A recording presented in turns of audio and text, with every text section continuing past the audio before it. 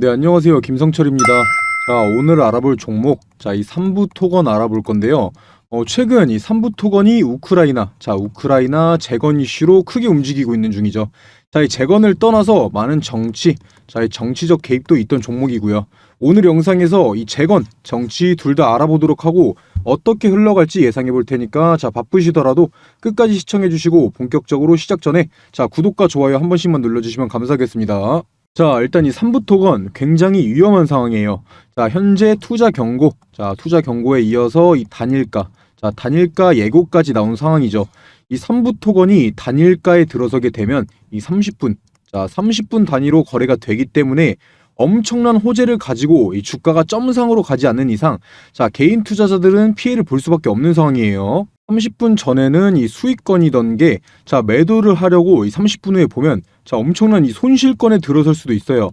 그만큼 이 개인 투자자들은 이 단일가 매매에서 심리적으로 크게 흔들리고 손해를 볼 수 있다는 거예요. 이 단일가 거래에 들어서는 기준이 현재 가격이 종가 기준으로 40거래일 종가 평균의 130% 이상, 이건 대충 1,000원 초중반 정도 나올 거예요.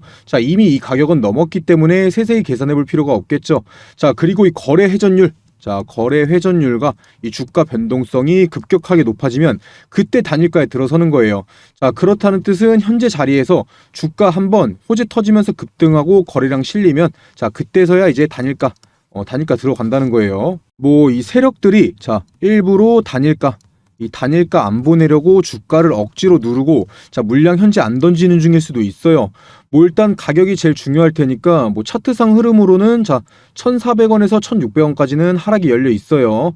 여기서 이 세력들이 단일가 막으면서 주가 누르고 이 개인들 물량을 받아 먹으면 현재 자리에서 다시 한번 주가 위로 올릴 거고, 물량을 못 받아 먹으면 하락 더 줄 수도 있어요. 이 자리까지. 현재 거래량, 금일 거래량 봐서는 이 세력들이 개인들 물량 좀 받아 먹은 것 같은데, 일단 이 단일가 위험 때문에 쉽게는 못 올릴 거예요. 일단 확실한 건 조정 나오다가 제가 말씀드렸던 가격대에서 반등 한번 나올 수 있어요. 어찌 됐든 일단 이 3부 토건에 대해서 아는 게 중요한 거니까 이 차트 흐름이나 이 가격에 대해서 궁금하신 분들은 제 개인 번호로 문자 남겨주시고요. 일단 이 3부 토건이 최근 급격하게 움직이고 있는 이유가 뭔가요? 바로 이 우크라이나 재건 사업과 관련해서 이 업무 협약을 맺은 게 부각되면서 최대 수혜주다 하면서 오르고 있는 중인데요. 이번 이 우크라이나 재건 사업에는 이 1,200조 원이라는 막대한 금액이 투입된다고 하고 있으니까 당연히 참여를 하게 된다면 많은 사업적 성과를 이뤄낼 수 있을 거고, 이 성공적으로 재건 사업을 성공시킨다면 이 3부 토건의 기업 이미지도 크게 개선될 수 있는 기회일 거예요. 그렇게 된다면 당연히 주가도 지속적으로 상승할 거고요. 하지만 저는 계속 의문점이 들었던 게 있습니다. 시청 중이신 분들도 한번 제 말을 들어보고 판단해 보시길 추천드릴게요. 일단 첫 번째, 이 러시아 우크라이나 전쟁 끝났나요? 뉴스 대충만 찾아봐도 하루가 다르게 반격한다, 공습했다, 이 흑해 공무 협정 연장한다 안 한다 말들이 계속 나오고 있는데, 지금 당장 이 재건 사업을 시작할 수가 있을까요? 이 우크라이나 당국도 2023년도에서 2025년도를 이 전쟁 후 시대, 그리고 2026년부터 2032년도까지를 이 신경제 시대라고 부르고 있죠. 이 재건 사업이 당장의 수혜를 불러올 수 있는 사업은 아니라는 거예요. 이와 관련해서 주가가 움직이는 게 추후에 다시 나올 수 있는 단기성 재료라는 거죠. 그렇다는 뜻은 상승분 다시 반납하고 나중에 다시 부각되면서 오를 수 있다는 뜻이고요. 그리고 두 번째, 이 3부 토건이 우크라이나의 북동부 도시 이 코노토프와 이 업무 협약 MOU를 체결했죠. 물론 대단한 거긴 해요. 이 한 나라의 도시를 재건하는 데 도움을 주는 거고 업무 협약을 맺었다는 게요. 그런데 이 우크라이나 재건 떠올렸을 때 이 3부 토건을 생각했던 분들이 있으신가요? 재건을 하는데 이 굴삭기 필요하고 이 건설기계 필요하니까 뭐가 떠올라요? 딱 HD, 이 현대인프라코어나 데모, 이런 건설기계 기업들이 떠오르는 게 당연한 거예요. 근데 뜬금없이 이 도급순위 70위인 3부 토건이 업무 협약을 맺고 이 재건 대장주로 올라왔죠. 당연히 국내 건설사들 많다 보니까 이 도급순위 70위도 낮은 건 아니에요. 그런데 이 3부 토건 같은 경우 22년도 매출만 봐도 국내에서 매출이 97% 정도가 나왔고, 해외 건설 자, 해외 건설 쪽은 매출이 0.02% 정도. 거의 안 나온 거예요.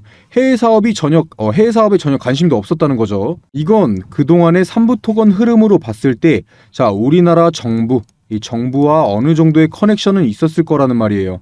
자, 이거에 대해서는 뒤에서 자세히 알아보도록 할 테니까 끝까지 시청해 주시고요.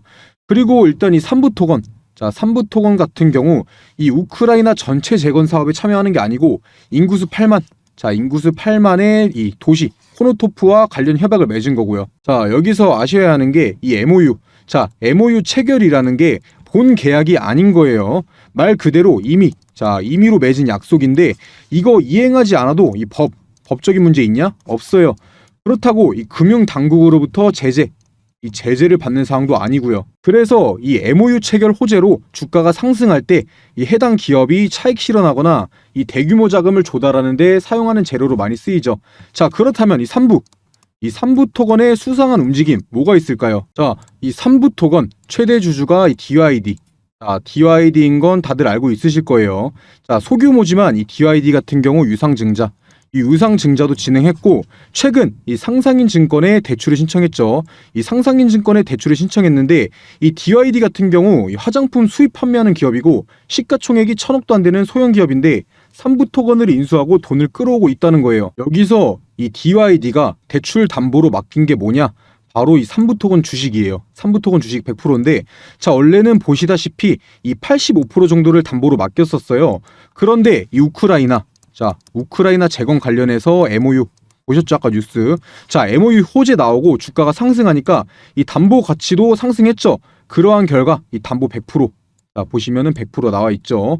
이 담보 100% 맡기고 돈 최대로 끌어온 거예요. 이 개인적인 자금이 됐든 정치 자금이 됐든 이 삼부 토건을 통해서 돈을 만들고 있다라는 거죠. 그런 게 아니라면 이번 대출을 통해서 이 만든 자금을 이 재건 사업을 위해 공장 증설을 하겠다. 자, 공장 증설을 하겠다. 아니면 해외 개발에 투자를 하겠다. 공시하겠죠. 그런데 이런 확률은 적어 보이고요. 자, 여기까지만 보더라도 이 삼부 토건이 건실한 건설주고 이 우크라이나 재건 수혜주로 주가는 상승할 거다. 이런 기대감은 줄어들 수밖에 없는 게 사실이죠. 자, 그렇다면 지금부터는 이 삼부 토건의 정치적 움직임에 대해서 알아보려고 하는데요. 자, 사실 투자 중이신 분들도 이쪽으로 관심이 더 많으실 거예요. 사실 하루하루 호가창만 보고 있는 단타쟁이들한테 우크라이나 재건이다, 정치적 관점이 있다, 이런 게 뭐가 중요하겠어요. 그날 주가 떨어질 때 사고 오를 때 팔면 되는 건데, 자, 하지만 제 영상 시청 중이신 분들은 그런 상황이 아니잖아요. 자, 이 삼부 토건에서 꼭 수익 가져가야 하고 다들 본업이 있으신데 호가창만 보고 있을 수는 없을 거예요. 그래서 제가 이 삼부 토건에 대해서 분석하고 영상 올려드리는 거고, 자, 매매하시는 분들 도움 드린다는 거예요. 당연히 영상 속에서 얼마에 사고 얼마에 팔아라 이렇게 말씀드릴 수는 없어요. 각자 매수한 평단가 다 다를 거잖아요. 누구한테는 제가 팔라고 한 가격이 수익권, 누구한테는 제가 팔라고 한 가격이 손실권이기 때문에 자, 위에 보이는 제 번호, 자, 010-9589-1279번으로 삼부 토건 그리고 슬래시, 자, 평단가, 예를 들어서 1,000원에 샀다, 이런 가격만 남겨주시면 제가 익절가, 손절가, 매매한 가격에 따른 추가 매수가, 익절가, 손절가 다 알려드릴 거예요. 당연히 비용 드는 거 하나도 없으니까 부담 갖지 마시고 문자 꼭 남겨주시고요. 자, 다시 본론으로 넘어와서 자, 이 삼부 토건 같은 경우 현재 이응근 단독 대표 체제. 자, 이응근 단독 대표 체제로 운영 중에 있지만 자, 과거에는 이계현과 이응근 공동대표 체제였어요. 자, 여기서 이계현 공동대표 체제일 때 주가가 이 정치 관련주와 높은 수주율을 바탕으로 1600%, 자, 1600%에 가까운 상승이 있었죠. 이게 무슨 일이었을까요? 자, 이계현 전 대표가 누구냐면 바로 이낙연 전 총리의 동생이에요. 자, 이계현 대표가 과거 사만기업, 이 사만기업의 대표로 취임한 후에 이 3개월 만에 공공사업 수주 3천억 원을 가져왔어요. 3천억 원. 사만기업이 부실기업이었어요. 부실기업. 연간 매출이 2,600억 정도였는데 한 분기 만에 이 3천억 수주를 가져온 거죠. 엄청난 일이긴 하죠. 그런데 이게 본인만의 능력으로 가능했던 일일까요? 자, 이계현 대표는 이 사만기업 건설사 대표로 취업하면서 이 공직자윤리위원회에 신고하지 않아서 과태료를 물기도 했었어요. 이러한 수주를 미리 계획하고 있었고 그에 따라 이 특혜 취업 논란이 생겼던 거죠. 그러한 결과 어떻게 됐냐? 자, 이계현 대표 사퇴했어요. 그리고 간 게 어디냐? 바로 이기현 대표가 간 게 삼부토건인 거예요. 삼부토건. 이 사망 기업에서 수주 능력을 바탕으로 이 삼부토건으로 갈 수 있던 건데 여기까지가 연장선이죠. 자, 이기현 전 대표의 형 이낙연 전 총리가 이 불가리아 첫 순방 때, 자, 동양물산 이낙연 전 총리가 지금 불가리아 첫 순방을 할 때 동양물산 현 TIM이죠. 자, 김희용 대표. 자, 김희용 대표와 동행을 했어요. 많은 이야기를 나누고 어떠한 걸 계획했겠죠. 자, 그리고 이 동양물산의 김희용 대표와 이 삼부토건, 바로 이 삼부토건의 조남욱 전 회장은 절친한 관계입니다. 이 이기현 대표, 자, 이기현 대표가 삼부토건에 들어갈 수 있었던 이유, 그리고 이 정치 관련주로 엮이면서 이 1600%에 가까운 상승이 나올 수 있던 이유, 이제는 납득이 가시죠? 당연히 결과는 이 1600%, 자, 1600% 상승 다 반납했어요. 이 매출 성과가 실체가 아니었던 거죠. 이때의 엄청난 상승 기대하고 투자하시는 분들은 없으면 좋겠는데, 자, 오른 것만 말고 떨어진 것도 생각해야죠. 자, 절대 큰 비중 투자는 하면 안 된다고 말씀드리는 거고, 그건 이 투자가 아닌 바로 이 투기가 되는 거예요. 자, 그 다음에 현재 자리 보시면, 자, 이 삼부토건 같은 경우 떨어지면서 오르고 떨어지면서 오르고 떨어지면서 오르고 이러면서 계속 떨어졌어요. 이거 혼자서 못 버텨요. 자, 기대감 계속 심어주니까 개인 투자자들 입장에서는 계속해서 나락으로 갈 수밖에 없어요. 그래서 제가 도와드린다는 거고, 자, 위번호로 문자 남겨주시면 확실하게 목표가 잡아드린다고 했던 거고요. 자, 그리고 이 삼부토건 같은 경우 이 조남욱 전 회장, 자, 삼부토건의 조남욱 전 회장과 현재 대통령인 이 윤석열, 자, 윤석열 대통령님과 깊은 연관관계가 있죠.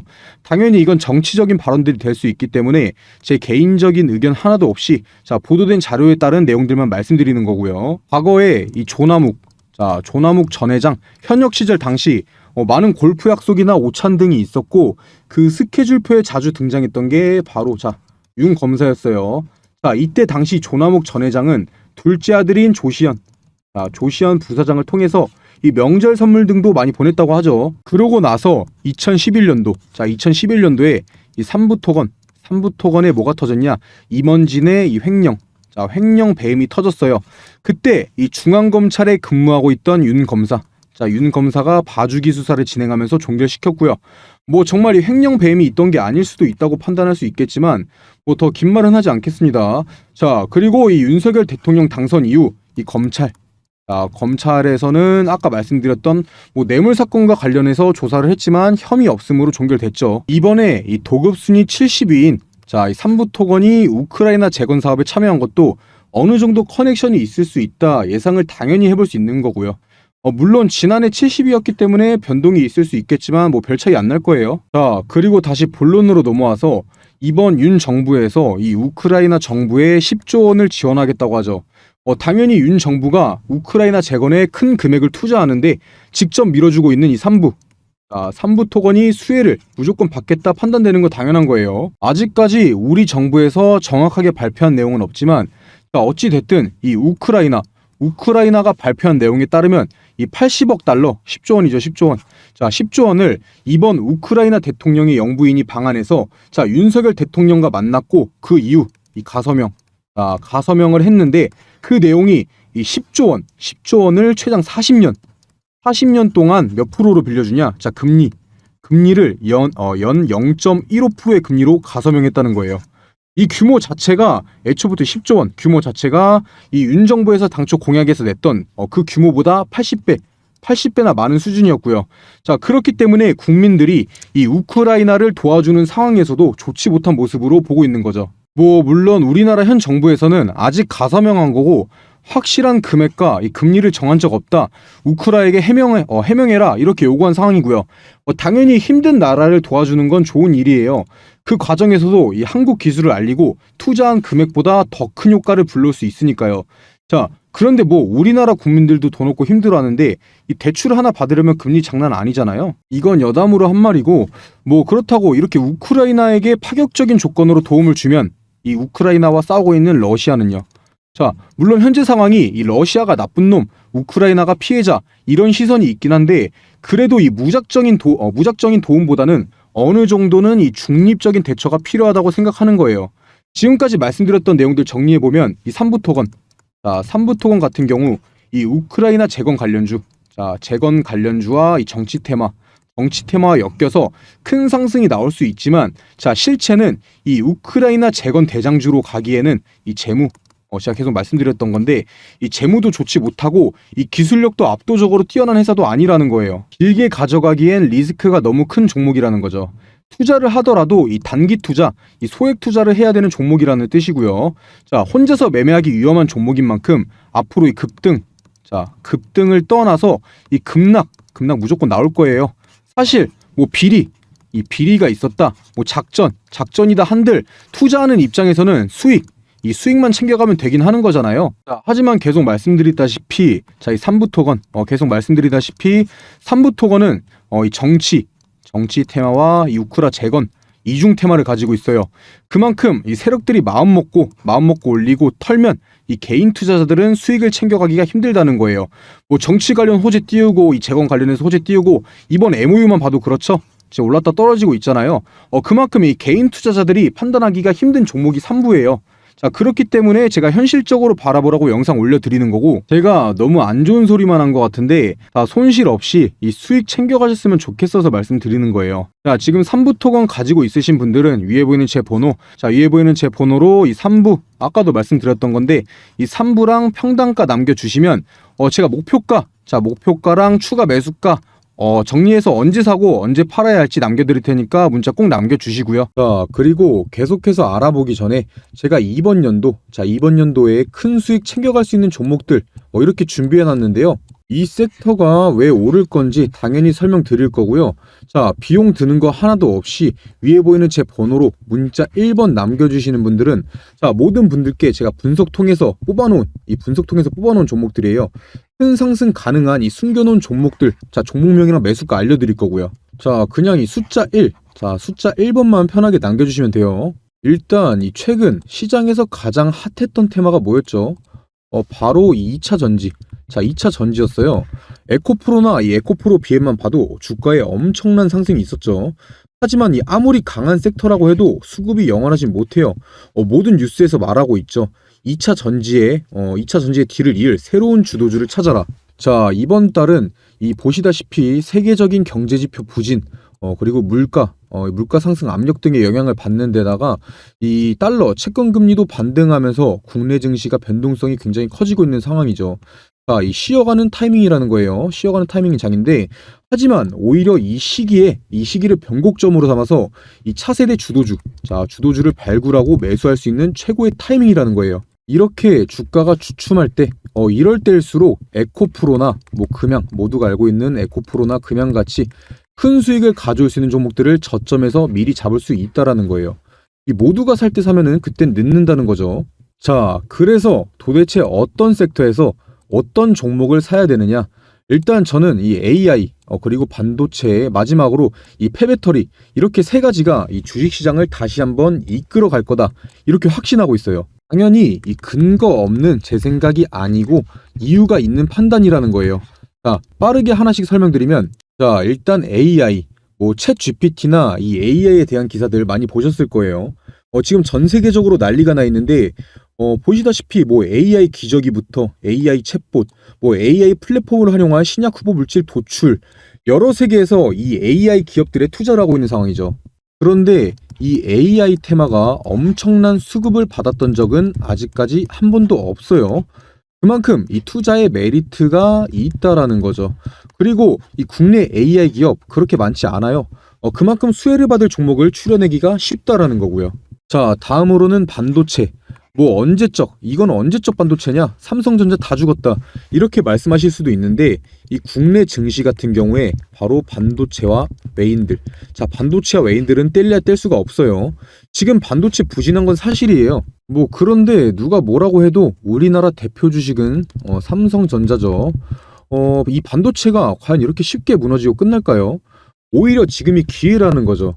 최근까지 이 반도체가 부진했던 게 수급이 2차 전지 쪽으로 몰리기도 했었고, 미국의 중국 규제, 다 알고 계시죠? 미국이 중국 규제로 실적 등의 타격이 있었지만 이미 반도체 업계에서는 보시다시피 이 회복기에 들어서는 움직임이 보여지고 있고, 중국 반도체 장비 반입 금지나 미국의 반도체 보조금 독소 조항, 아니면 일본의 화이트 리스크에서 이 한국 배제, 이러한 큰 갈등이 정상회담, 자, 이 정상회담 등을 계기로 서서히 해소되고 있는 모습들이 나오고 있다라는 거예요. 이러한 내용을 보고도 이 반도체는 끝났다, 과연 이렇게 말할 수가 있을까요? 이 반도체야말로 매수 타점만 잘 잡으면 장기 투자, 바로 장기 투자와 최고의 우량주를 매수할 수 있는 최고의 섹터라는 거죠. 마지막으로는 바로 2차 전지인데요. 자, 2차 전지에서 이동할 주도주, 자, 주도주를 찾으라면서 왜 다시 2차 전지를 말하냐, 이렇게 말하실 수 있는데, 제가 말하는 건 바로 이 폐배터리입니다. 자, 지금 이 미국, 자, 미국이나 유럽, 그리고 이 국내에서 공통으로 돈을 투자하고 있는 것이 바로 폐배터리예요. 얘네가 왜 그렇게 폐배터리에 관심을 갖고 있냐? 기사에서도 대놓고 나와 있죠. 이 돈 되는 폐배터리, 자, 이 사업이 돈이 되기 때문이에요. 이 기업에게 돈이 되면은 당연히 이 개인 투자자들에게도 돈이 되는 거고요. 이 전기차도 당연히 차이기 때문에 언젠가는 이 폐차를 해야 되는데, 자, 지금 전기차 시장이 얼마나 성장했죠? 이 전기차 시장은 가면 갈수록 내연기관차보다 커갈 수밖에 없고, 결국 이 폐배터리, 자, 폐배터리 시장도 커질 수밖에 없다라는 거예요. 지금 이 전 세계의 폐배터리 시장이 2030년도, 자, 2030년도 70조 원에서 2040년도까지 230조 원, 무려 230조 원까지 성장할 전망이라고 하는데다가, 이 전 세계 전기차 폐차 대수는 1세대, 자, 바로 1세대 전기차가 폐차되는 2025년을 기점으로 56만 대에서 2040년까지 4,227만 대까지 확대될 것으로 보고 있어요.